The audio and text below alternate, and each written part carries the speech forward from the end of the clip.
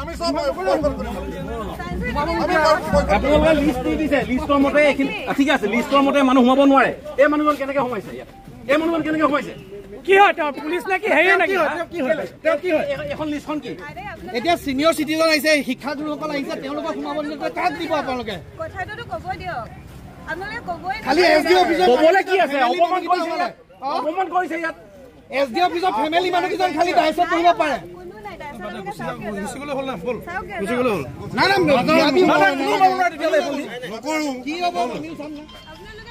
কোন থানাৰ হয় কথা ক'ব নাজানে ইয়াত মানুহ ৰাখে আমি যি বুজি পাব লাগে বাইদেউ বুজি পাইছো কি বুজি পাব লাগে আমি বুজি পাইছো কি বুজি পাব লাগে আমি বুজি পাইছো হ'ব কি ইছ্যু আছে খালি মিডিয়াখিনিৰ কাৰণে ইছ্যু আছে বেলেগৰ কাৰণে নাই মিডিয়া আকৌ ইয়ালৈকে আহিব লাগিব এখেতলোকে কৈছে এইফালে সোমাব নোৱাৰে ফৰ চিকিউৰিটি ৰিজন কিন্তু সেইফালে আহি পেলাই ইয়াত সোমাব পাৰে এইটো কি চিকিউৰিটি ৰিজন এখেতে কৈছে এই মানুহজন কেনেকৈ সোমালে এইজন কেনেকৈ মিডিয়া মানুহ এইজন মেডিকেলৰ মানুহ কেনেকৈ হ'ল নাই নাই এইজন মেডিকেলৰ মানুহ কেনেকৈ হ'ল তেওঁ কি হয় সেইফালে আহি পেলাই যদি কাম কৰিব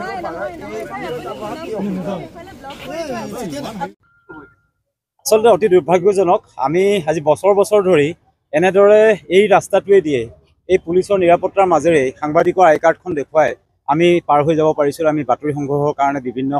সময়ত গৈছিলোঁ কিন্তু এইবাৰ দেখা গৈছে যে আজি পটককৈ কোৱা হৈছে যে আপোনালোকক নিৰাপত্তাজনিত কাৰণত মেটেল ডিটেক্টৰেৰে চেক কৰিহে পঠাব পৰাৰ ব্যৱস্থা আছে কিন্তু আমি দুখ পাইছোঁ যে আমাৰ সন্মুখে দিয়ে কিন্তু বিভিন্ন ব্যক্তিক এই ৰাস্তাটোৱেদি যাবলৈ দিছে কিন্তু আমাৰ বোকাজানৰ যিসকল মহকুমাৰ যিসকল সাংবাদিক সেই সাংবাদিকসকলক কিন্তু এই পথেৰে যাবলৈ তেওঁলোকে মানা কৰিছে বাধা প্ৰদান কৰিছে এই ক্ষেত্ৰত আমি ধিক্কাৰ জনাইছোঁ আৰু পৰৱৰ্তী সময়ত তেওঁলোকে এইটো আমাক যদি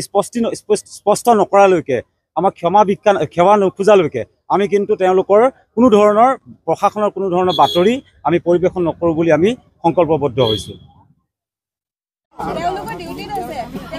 সেইটোৱে কৈছোঁ আপোনালোকৰ মেনেজমেণ্টটো সম্পূৰ্ণ ভুল হৈছে আপোনালোকৰ মেনেজমেণ্ট সম্পূৰ্ণ ভুল হৈছে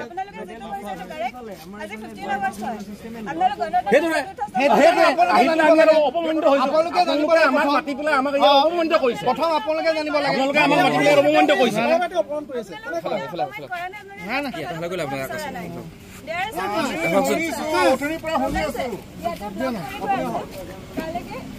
কোনো যাব নোৱাৰে ঠিক আছে আৰু সেইখিনি VIP বুলি নহয় there are some protocols we have to follow them okay আপোনালোকে এনে ক'লে নহ'ব নহয় তেওঁ সুধক আকৌ কোন আপনি নাই সুধা যে সবকে সুধিব we are keeping a distance for everybody এটা কি হ'ব আপোনাৰ মানে কি দিব নিদিয়ে এই হাত নলাবচোন তেওঁ কি হাত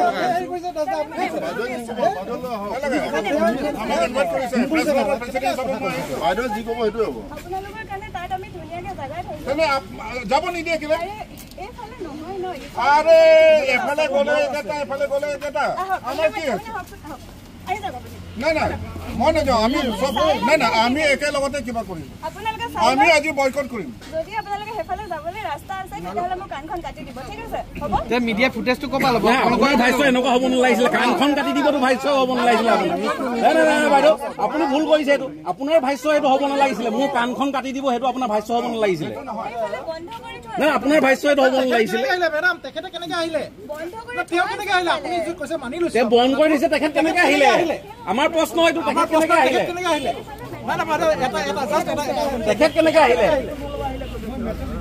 তাৰমানে কি মানে আপোনালোকৰ যিবোৰ ঘৰৰ মানুহ এইবিলাক হ'ব পাৰে বাকী মিডিয়া যদি আহিব নে আপুনি কেনেকৈ আহিলে খালি ঘৰৰ মানুহবিলাক দায়িত্ব বহাই থৈ দিয়ক ভিৰ হওক নহওক ঘটনা ঘটিবলৈ হ'লে ভিৰতো হ'ব নাম ভাল নাথাকিলেও হ'ব আপুনি কি চিকিউৰিটি কৰিছে তেখেত গুচি আহিলে মুঠতে ঘৰৰ মানুহবিলাক ৰাইজত এফাল দি সোমাব পাৰে SDO অফিচত চব ঘৰৰ মানুহ SDO অফিচত ঘৰৰ মানুহবিলাক এফাল দি সোমাব পাৰে আমি বয়কট কৰিছো চবে মাতিবই নালাগে আপোনালোকে মাতিব বোকাজান মহকুমা প্ৰশাসনৰ এক নাচুট নাভূত নিৰ্দেশনা যে যি স্বাধীনতা দিৱস তেওঁলোকে উদযাপন কৰিছে তাত সংবাদ মাধ্যমক প্ৰৱেশত বাধা দিছে এটা নাচুট নাভূত ঘটনা অসমৰ কোনো জেগাত আমি খবৰ লৈছোঁ কোনো জেগাত এনেকুৱা নিৰ্দেশনা অহা নাই কিন্তু বোকাজানৰ সংবাদ মাধ্যমৰ সাংবাদিকসকল যেতিয়া বোকাজান মহকুমা প্ৰশাসনৰ এই কাৰ্যসূচীত অংশগ্ৰহণ কৰিবলৈ আহিছিল নিমন্ত্ৰণ ক্ৰমে কিন্তু তেওঁলোকক প্ৰৱেশত বাধা দিলে পুলিচ প্ৰশাসন আৰু বোকাজান মহকুমা প্ৰশাসনৰ দণ্ডাধীশে। গতিকে আমি ইয়াৰ দ্বাৰা স্পষ্ট কৰি দিছোঁ যে যিটো সময়লৈকে বোকাজান মহকুমা প্ৰশাসনে ইয়াত স্থিতি স্পষ্টীকৰণ নকৰে, স্পষ্ট নকৰে, তেতিয়ালৈকে বোকাজানৰ সংবাদ মাধ্যমে মহকুমা প্ৰশাসনৰ তথা আৰক্ষী প্ৰশাসনৰ কোনো কাৰ্যসূচীতে অংশগ্ৰহণ নকৰে। ইয়াত আচলতে ষড়যন্ত্ৰ মানে কোনো অসমৰ কোনো জেগাতে এনেকুৱা নিৰ্দেশনা অহা নাই, কিন্তু বোকাজানত কেনেকৈ বোকাজান মহকুমা প্ৰশাসনে কেনেকৈ এই নিৰ্দেশ দিলে সেয়া আমি ইয়াত ৰহস্যৰ গোন্ধ পাইছোঁ। গতিকে ইয়াৰ বিষয়ত এটা উচিত তদন্ত আমি বিচাৰিছোঁ।